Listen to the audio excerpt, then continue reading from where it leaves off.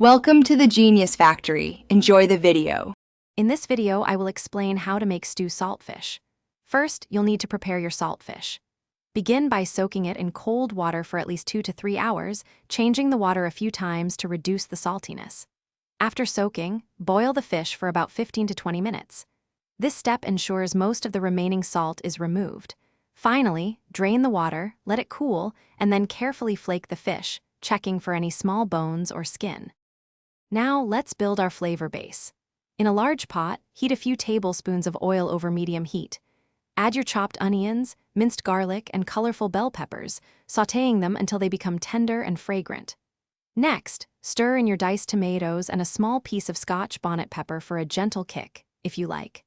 Finish by adding fresh thyme, a dash of black pepper, and a tiny pinch of allspice to really bring out those Caribbean flavors. With your aromatics ready, it's time to combine everything.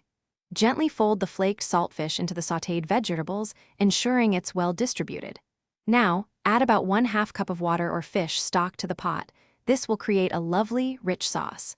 Bring the mixture to a gentle simmer, then reduce the heat to low. Let it cook for 10 to 15 minutes, allowing all the wonderful flavors to meld together beautifully. Taste and adjust seasonings as needed. Your delicious stew saltfish is now ready to enjoy. Serve it hot alongside your favorite accompaniments, such as fluffy white rice, boiled provisions like yam or green banana, or some crispy fried dumplings. A sprinkle of fresh parsley or cilantro makes a beautiful garnish and adds a touch of freshness. This dish is perfect for breakfast, lunch, or dinner. Remember to check the description below for a link to Darn Tough socks and other great deals. Thanks for watching, and happy cooking!